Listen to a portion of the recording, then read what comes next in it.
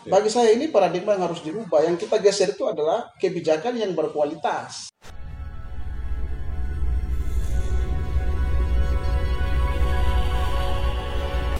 Sahabat LSM Indonesia, jangan lupa subscribe channel ini. Assalamualaikum warahmatullahi wabarakatuh. Sahabat lesehan Indonesia, apa kabar? Semoga kita semua selalu dalam keadaan sehat walafiat. Dalam situasi pandemi seperti ini, kita tetap selalu menjaga kesehatan, terutama imunitas untuk kekuatan kita, fisik kita, agar bisa beraktivitas dalam kehidupan sehari-hari. Jumpa lagi di sesi kali ini, kita akan bicara soal pendidikan kita atau carut marut pendidikan kita di tengah-tengah situasi pandemi. Adapun narasumber kita hari ini adalah seorang kandidat doktor di salah satu perguruan tinggi terkenal di Jakarta. Beliau adalah Dr. Ade Ismail. Baik, sahabat lesan, kita sapa tamu kita pada kesempatan kali ini. Assalamualaikum Pak Ade. Waalaikumsalam warahmatullahi wabarakatuh. Bagaimana kabarnya? Alhamdulillah baik. Sehat Pak ya? Alhamdulillah sehat. Baik, terima kasih Pak Ade sudah bergabung di dalam channel ini. Bahwa memang channel ini diperuntukkan bagi edukasi terhadap kebijakan-kebijakan publik di Indonesia, termasuk di Maluku Utara. Baik Pak Ade, kita langsung saja ke perbincangan kita pada kesempatan kali ini. Bahwa pendidikan itu menjadi salah satu sektor penting dalam pembangunan dimanapun di dunia ini. Itu menjadikan pendidikan sebagai titik tolak untuk bergerak maju. Untuk kasus Indonesia sendiri sebetulnya, kalau kita lihat dari ranking yang diterbitkan oleh Program of International Student Assessment, itu menggambarkan peringkat kita di tahun 2018 sampai 2019 itu selalu berada pada posisi kurang lebih di angka 70, 71, bahkan 72. Satu angka yang sebetulnya sangat mengkhawatirkan kita karena itu menggambarkan kondisi pendidikan kita lagi bermasalah gitu. Dalam situasi seperti ini Pak Ade melihat seperti apa? Ya baik, terima kasih sahabat lesehan Indonesia atas kesempatannya untuk kita berdiskusi tentang persoalan pendidikan. Terkait dengan hasil PISA untuk Indonesia di tahun 2018 kita memang masih berada pada urutan ke 72 untuk kategori membaca. Jadi PISA itu menguji 3 hal. Yang pertama itu adalah keterampilan membacanya, reading skills-nya. Yang kedua itu adalah matematika. Yang ketiga itu adalah sains. Oh, jadi ada 3 itu ya? Iya. Membaca matematika dengan sains. Ya. Di membaca itu kita di urutan 72 dari 78 negara. Jadi sangat berada di posisi paling bawah. Lalu di matematika juga begitu, kita di urutan 72. Di sains kita malah di urutan 70. Jadi turun. Itu menandakan bahwa literasi kita itu masih ada problem. Sebab PISA itu bukan hanya reading comprehension, bukan hanya membaca dan langsung memahami, tapi PISA itu membutuhkan nalar kritis siswa untuk membaca sekaligus bisa memahami argumentasi kritis dalam bacaan itu.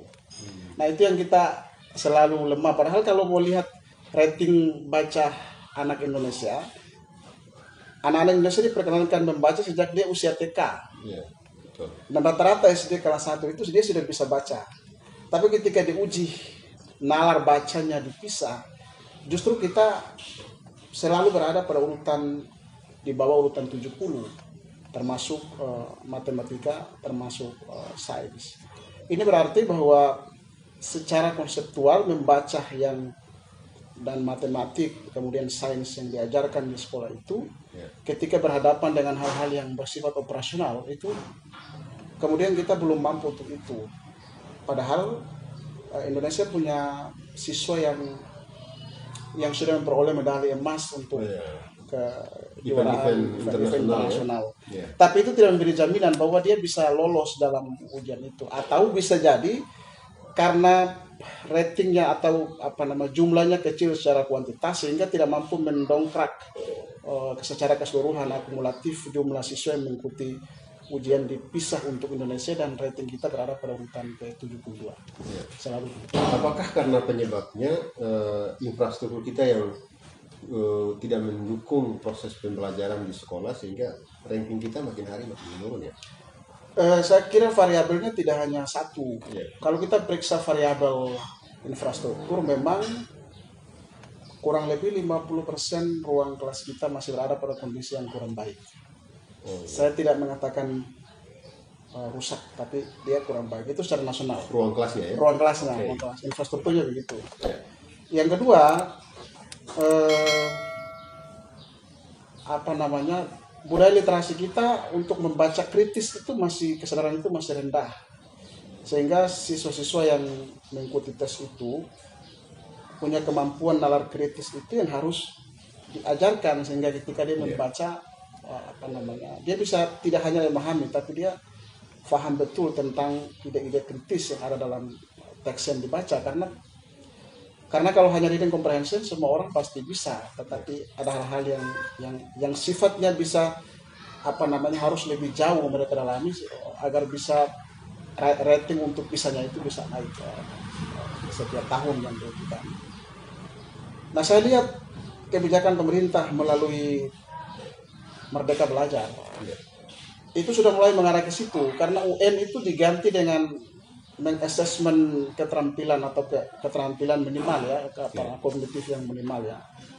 Dia assess itu, dan kemungkinan soalnya itu dia dekatkan dengan soal-soal yang diujikan dipisah, sehingga ini bisa memberikan semacam atensi terhadap kemampuan siswa di masa depan, agar kita bisa mendongkrak nalar kritis. Ini bukan hanya soal pisah, tapi soal ada problem dalam literasi kita dari sisi reading skills-nya, matematikanya, dan sains. Yang memprihatinkan itu justru Pak Ade adalah kalau kita lihat dari peringkat itu, ada satu negara namanya Macedonia ya, satu negara yang baru merdeka kurang lebih di tahun 91, itu bahkan malah mengalahkan Indonesia dalam peringkat PISA itu.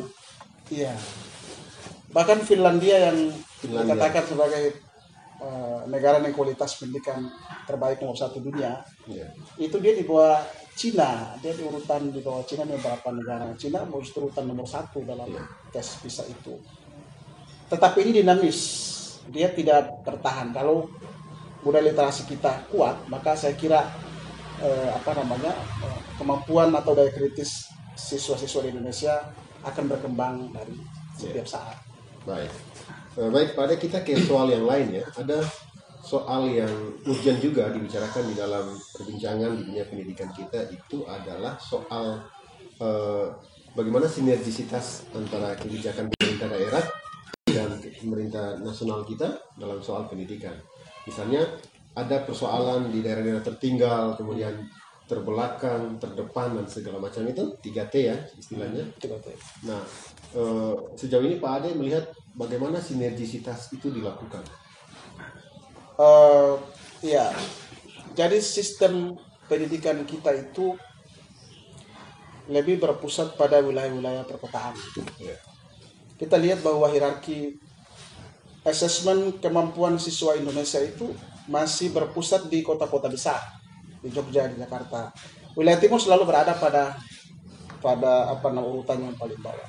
Kalau kita tarik itu ke wilayah timur, kualitas itu juga berpusat di kota-kota, di pusat-pusat kota, sehingga daerah-daerah yang terdepan dalam pengertian yang 3T itu, sebenarnya daerah yang terdepan itu layanan akses pendidikannya itu melemah di situ. Saya ingin katakan bahwa selama ini paradigma yang dibangun adalah bahwa pusat-pusat kendali pendidikan itu selalu berada di kota. Terpusat di wilayah perkotaan. Ketika kita bicara bagaimana memajukan pendidikan untuk di wilayah-wilayah 3T itu, asumsi kebijakan itu biasanya adalah menggeser guru ke sana, sehingga guru itu bisa masuk di wilayah-wilayah 3T. Bagi saya ini paradigma yang harus dirubah. Yang kita geser itu adalah kebijakan yang berkualitas, sehingga pendidikan di wilayah 3T itu perhatian pemerintah yang selama ini berpusat di kota itu digeser ke wilayah 3T. Seluruh fasilitas dan perangkat-perangkat pendidikan yang menjunjung tinggi peningkatan kualitas itu harus diubah sekarang dari pusat kota bergeser ke wilayah 3T. Misalnya begini, apa di daerah desa di wilayah 3T itu ada perpustakaan yang memadai? Kita juga harus geser ke situ karena bahan bacaan itu cukup penting. Mungkin ada yang mengatakan bahwa sekarang tidak perlu bahan bacaan karena kita sudah punya fasilitas internet bagi daerah yang bisa diakses.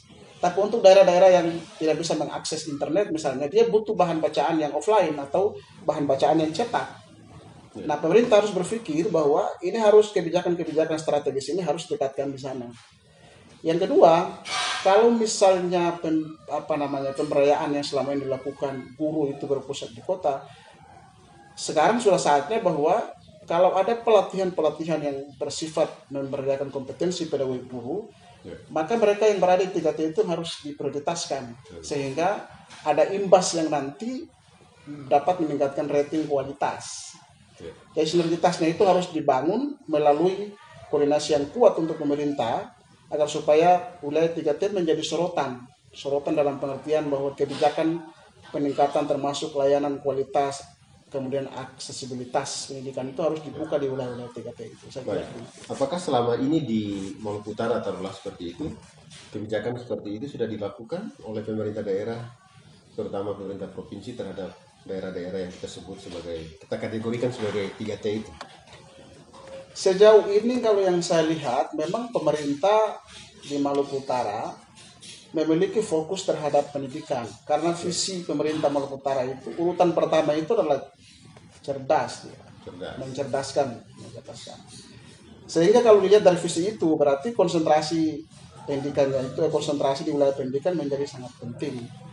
Tapi kalau kita lebih menelisik lagi masuk ke dalam, sebetulnya daerah-daerah yang berada di wilayah pinggiran itu belum mendapat sentuhan yang kuat untuk bagaimana meningkatkan kompetensi terutama tenaga pendidik di sana. Nah, ini yang harus menjadi prioritas sehingga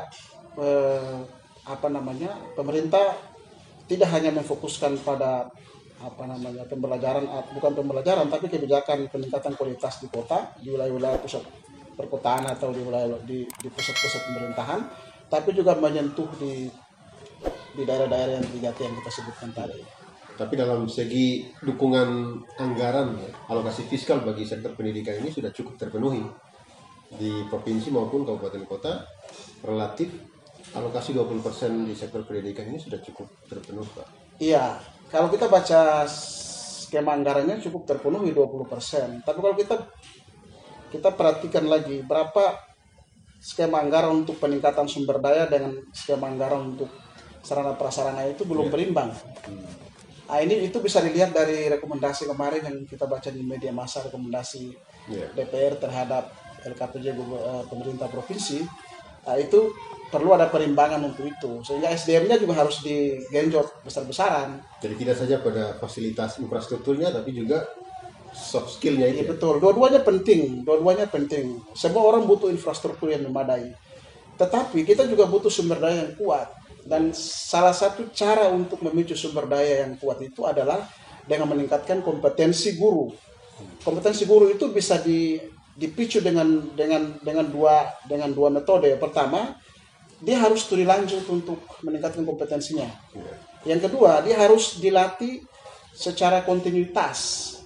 Sehingga setelah dilatih dia didampingi para guru-guru itu. Apalagi kita sekarang berada pada suasana yang memaksa pelatihan secara kontinu. Iya, pelatihan secara kontinu memaksa guru untuk lebih dekat dengan fasilitas-fasilitas virtual. Tentu ini membutuhkan keterampilan yang tidak kecil bagi guru, apalagi guru yang belum mampu mengoperasikan fitur-fitur virtual itu. Baik. Sahabat Lesian Indonesia, permasalahan putus sekolah juga menjadi polemik dan menjadi soal yang selalu melingkupi dunia pendidikan kita. Nah, data terakhir menunjukkan banyak siswa putus sekolah di pendidikan menengah pertama ke menengah atas. Oleh karena soalnya adalah biaya pendidikan yang makin tinggi dulunya tidak ada pungutan, sekarang sudah ada pungutan. Di level SMA sudah ada pungutan berupa SPP dan segala macam. Ini salah satu sebab mengapa angka putus sekolah kita itu tinggi. Nah, situasi seperti ini Pak Ade melihatnya bagaimana? Putus sekolah itu, kalau kita lihat, kalau putus sekolah itu kan ada definisi. Putus sekolah itu artinya dia tidak melanjutkan sekolah pada jenjang tertentu. Iya. Jadi dia kalau SMP berhenti di SMP, berarti tidak sampai ke SMA, berarti dia putus sekolah. Nah, untuk sekolah wajib belajar 12 tahun, sebetulnya putus sekolah itu tidak harus terjadi, karena dia diberikan jaminan oleh pemerintah untuk dia bisa melanjutkan pendidikan. Nah, sekarang problem kita itu adalah pada SMP ke SMA ya, usia 15 ke usia 18. Nah, banyak variabel yang di situ. Pertama, variabel ekonomi. Ya, variabel ekonomi ini yang selalu menjadi variabel klasik dalam putus sekolah. Yeah. Yang kedua itu adalah variabel kultur. Itu kultur, memang ada daerah-daerah tertentu yang kulturnya itu belum kuat untuk menjadikan sekolah sebagai barometer kesuksesan. Kultur juga berpengaruh ya. Kultur juga berpengaruh. Tetapi kultur ini lama kelamaan dia menipis pengaruh ini, sehingga pengaruh yang paling besar itu adalah faktor ekonomi. Yeah. Tentu faktor ekonomi ini kalau misalnya dilihat didalami, sebetulnya di beberapa daerah pemerintah menggratiskan sekolah itu. Untuk di Provinsi Maluku Utara saya lihat Halmahera Selatan yang pertama kali mendorong agar supaya pendidikan untuk di level SMA dari level dasar sampai level menengah atas itu gratis. Tapi di daerah-daerah lain mungkin tidak gratis, sehingga masyarakat dengan ekonomi yang pas-pasan pasti tidak mampu mengenyam pendidikan di level atas. Nah, pemerintah pusat kemudian menggelontorkan kita sebut dengan Kartu Indonesia Pintar. Ya, KIP itu. Nah, KIP itu diharapkan bisa membantu mereka yang tidak mampu melanjutkan pendidikan, memanfaatkan fasilitas itu untuk melanjutkan pendidikan di level yang tinggi. Yang kedua, di daerah tertentu pemerintah juga memberikan atensi terhadap siswa yang kurang mampu. Kemudian juga lewat dana bantuan operasional sekolah. Kalau dia sudah masuk, BOS itu ada program untuk memberikan beasiswa dengan skala terbatas terhadap anak-anak yang kurang mampu.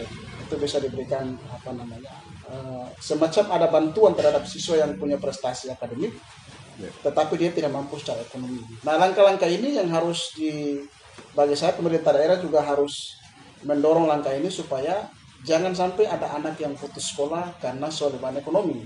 Karena tanggung jawab negara itu adalah mencerdaskan kehidupan bangsa, dan salah satu ukuran mencerdaskan kehidupan bangsa itu adalah anak-anak tidak bisa putus dari sekolahnya di jenjang yang masih berjalan.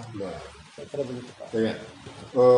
Isu lain atau persoalan lain yang mengemuka itu, Pak Ade, adalah ada ketidaksesuaian antara dunia pendidikan kita dengan pasar kerja gitu. Jadi ada semacam mungkin konsep link and match itu yang dulu pernah digaungkan itu kiranya mendapatkan kesempatan dan tempat di situasi pendidikan kita saat ini. Pak Ade melihatnya bagaimana? Memang pasar kerja itu dia mengikuti tren ya. Jadi kita tidak membayangkan satu saat itu orang bekerja dengan artificial intelligence. Dia bekerja dengan kecerdasan artifisial ya.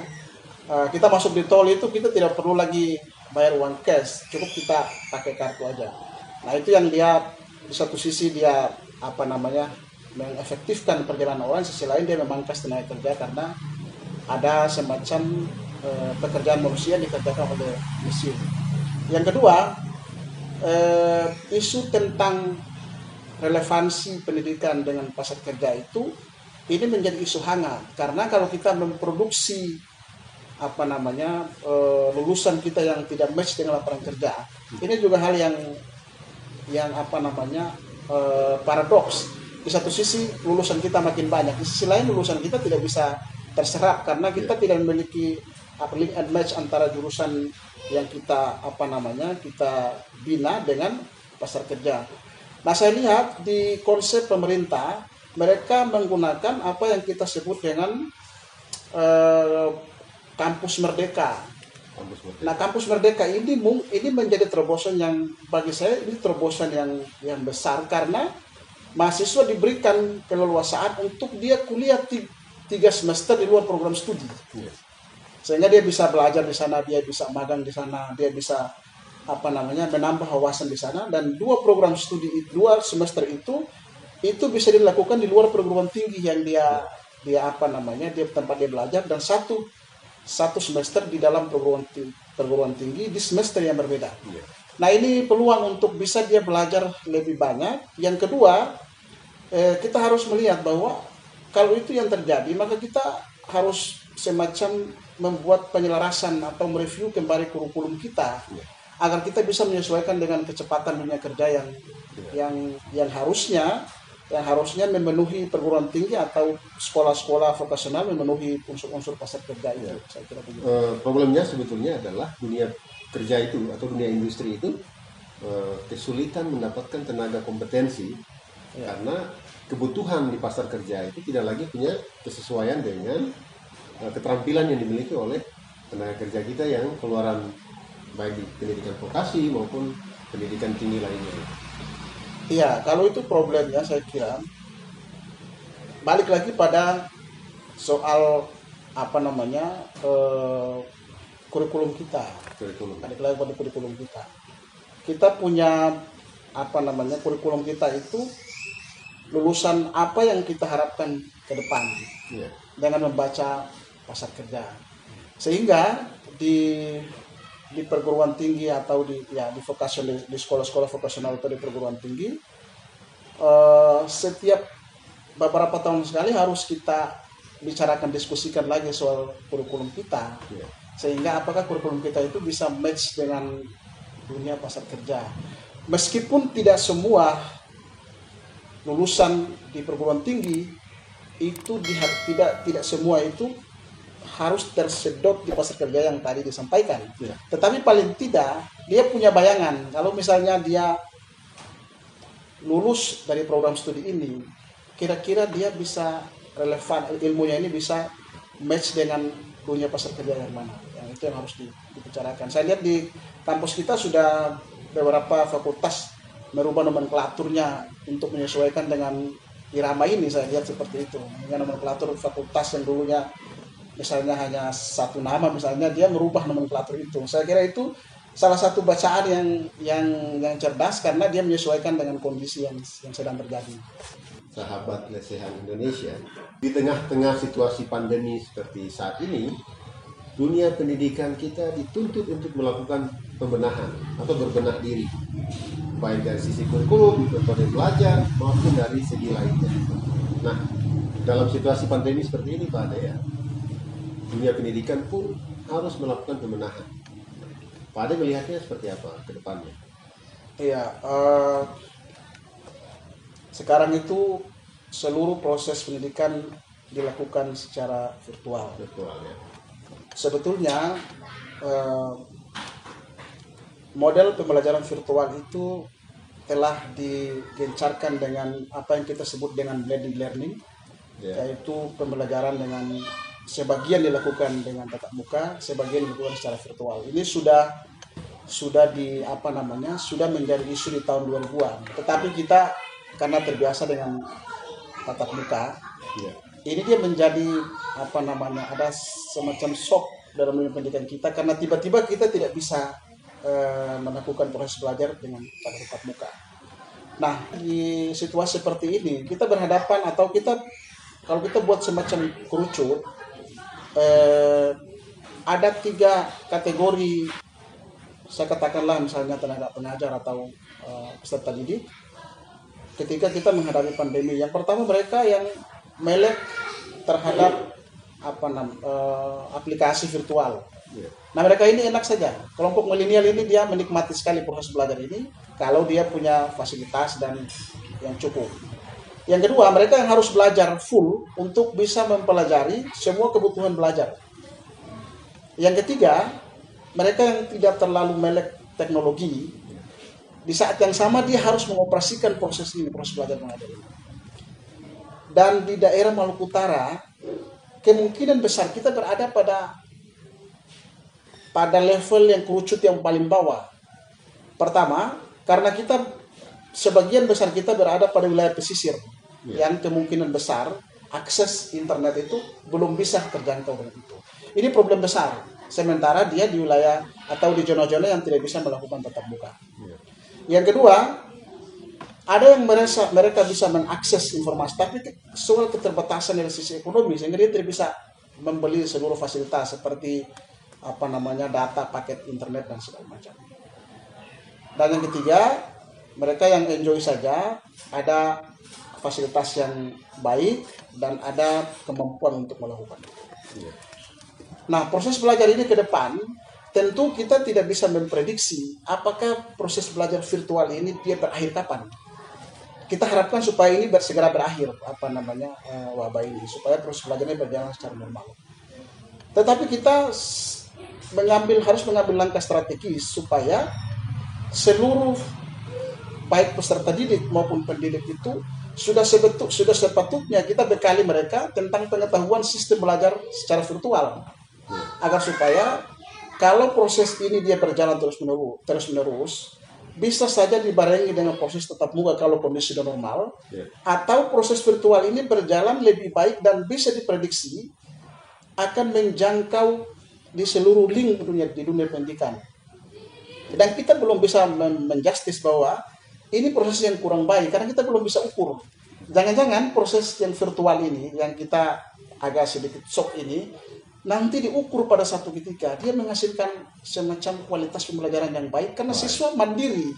Dan kita belum bisa memprediksi itu. Jadi pertanyaan besarnya, apakah proses pembelajaran daring lah kira-kira gitu itu bisa meningkatkan kualitas pendidikan, atau mutu pembelajaran itu? Karena problemnya adalah di soal mutu pembelajaran. Ya, betul.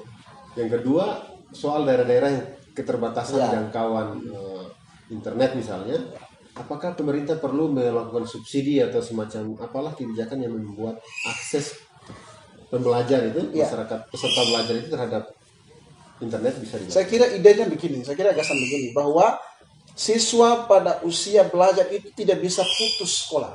Itu ide pertamanya. Apapun caranya dia tidak bisa putus sekolah. Yang kedua, mereka harus mendapat pelayanan pendidikan yang maksimal. Bagaimanapun caranya, pemerintah harus memikirkan itu. Karena itu, kalau di daerah-daerah yang tidak bisa diakses internet misalnya, atau misalnya terpaksa dia melakukan offline, tapi daerah itu tidak bisa melakukan offline karena kebijakan pemerintah, maka pemerintah harus turun tangan dan dia all out untuk mempersiapkan proses belajar secara virtual itu, termasuk di wilayah-wilayah yang tidak tersentuh akses internet. Subsidi pemerintah ke sektor ini penting ya? Sangat penting sekali, karena kita tidak bisa setiap hari misalnya meminta siswa dan orang tua di rumah untuk mengerahkan anaknya belajar, sementara kita tidak tahu kapasitas atau kemampuan ekonomi keluarga tersebut. Apakah dia mampu untuk membiayai? Kalau satu anak saya pikir mungkin masih muda, tapi kalau di dalam rumah itu ada lebih dari satu anak dengan kebutuhan yang sama, dia harus memerlukan kapasitas yang besar dalam pengertian kemampuan ekonominya juga harus kuat. Dan pemerintah harus melihat ini. Kalau perlu pemerintah harus memikirkan bagaimana cara supaya mereka yang tidak mampu itu harus diberikan address yang kuat. Salah satunya beri subsidi. Sebagai orang yang bergelut dalam dunia pendidikan ya, apakah Pak Ade melihat bahwa pembelajaran virtual ini akan menurunkan mutu pendidikan kita atau kualitas pembelajaran kita? Banyak pendapat, dan setelah saya membaca beberapa informasi, ada yang mengatakan bahwa kalau tidak disiapkan dengan baik, tidak direncanakan dengan baik, fasilitasnya kurang, kemampuan yang peserta didik dan gurunya tidak bisa mempersihkan, maka hasilnya tidak baik. Tapi ada yang mengatakan bahwa pembelajaran virtual itu dia menjangkau semua orang tanpa mengenal waktu dan ruang, sepanjang fasilitasnya ada. Sehingga ini ada pikiran balancingnya adalah kalau ini direncanakan dengan baik, karena kita ini tiba-tiba kita masuk dalam dunia pembelajaran ini. Kalau ini kedepannya direncanakan dengan baik, dengan masyarakat yang tidak mampu itu diberikan semacam address yang cukup untuk bisa mengoperasikan ini. Wilayah-wilayah terisolir itu dihubungkan semua koneksitas internetnya, maka ini akan menjanjikan sejauh sepanjang ini dikelola dengan baik, karena kita tidak bisa hari ini kita tidak bisa menjustis bahwa ini hasilnya akan jelek, karena mungkin 5 sampai 10 tahun ke depan baru kita bisa tahu bahwa kebutuhan pembelajaran virtual juga sangat penting. Baik. Mungkin ini yang terakhir Pak ya, kita kembali ke Maluku Utara ya, dengan melihat fenomena pendidikan kita, di mana saya kurang tahu ya tahun berapa itu Maluku Utara itu datanya kita berada pada peringkat 32 dari 34 provinsi kurang lebih ya, dan sumber masalahnya sebetulnya adalah soal distribusi guru, kemudian soal fasilitas pendidikan yang kurang mendukung dan seterusnya gitu. Ini membuat pendidikan kita di Maluku Utara terjebak pada posisi yang tidak maju-maju gitu. Menurut Pak Ade gimana? Data UKG itu dari tahun 2012 ya. Itu kita sudah menukik tajam masuk. Kita sudah berada pada posisi, jadi kita itu dengan provinsi Maluku, kemudian dari provinsi Papua itu berganti-ganti posisi. Di posisi di paling atas, iya, paling berganti bawah? paling bawah. Oh, paling 34, 33, 32 masuk lagi. Saya terakhir membaca di tahun 2018 itu, 19 kita malah di urutan ke-33. Itu pun saya baca bukan di koran di media Ternate, tapi di media Sulawesi Utara. Jadi kita di urutan yang ke-33. Nah, bagaimana problemnya? Dia seluruh tenaga pendidik kita S1 yang ikut tes itu. Di daerah provinsi lain juga S1. Mereka dapat kurikulum yang sama. Nah, kalau problemnya itu dikatakan distribusi guru yang tidak merata, itu juga tidak. Karena seluruh guru itu dites. Di wilayah manapun dia dites. Problem kita, dan kalau kita lihat lagi bahwa tes itu ada dua, ada kompetensi profesional dan kompetensi pedagogik yang dites dalam UKG itu, dalam uji kompetensi guru. Dan kebanyakan guru itu jatuh pada kompetensi pedagogik, bukan pada kompetensi profesional. Artinya dia paham betul tentang bidang ilmunya, tapi bagaimana cara untuk mentransformasikan masuk di kepala peserta didik itu yang selama ini menjadi problem. Bidang ilmunya dia paham, contoh. Indikatornya dia lebih mudah menjawab soal kompetensi profesional daripada kompetensi pedagogik.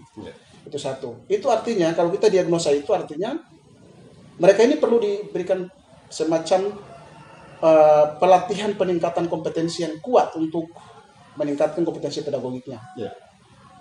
Sebab selama ini di tahun 2020 sejak tahun 2012 kalau kita memiliki atensi yang kuat terhadap itu, kita sudah harus bicara tentang semacam mind map atau semacam blueprint kita untuk ke depan ini seperti apa sejak tahun 2012. Karena 2012 kita jatuh cukup jauh di urutan sekarang Pak ya? Iya, sejak 2012. Harusnya kita sudah start itu dari sejak tahun 2012 sehingga sekarang kita sudah harus melonjak ke urutan yang ke-20 atau ke urutan yang ke-berapa. Tetapi selalu saja kita berada pada wilayah itu. Berarti menurut saya pemerintah harus lebih kuat lagi memberikan atensi terhadap sumber daya ini, dan itu caranya cuma dua. Yang pertama, tingkatkan kompetensi pedagogik melalui pelatihan secara berjenjang dan berkelanjutan. Yang kedua, tingkatkan kapasitas akademiknya melalui program studi lanjut. Nah, dua itu yang akan mendorong sumber daya guru kita itu akan berjalan dengan baik. Itu dua strategi atau strategi kunci yang diperlukan untuk khusus untuk peningkatan kompetensi guru supaya kita tidak lagi di tes UKG itu masuk itu khusus untuk guru. Yang kedua, saya lihat memang alokasi untuk pembangunan infrastruktur jauh lebih besar daripada alokasi untuk SDM. Nah, ini proporsinya belum seimbang ya? Iya.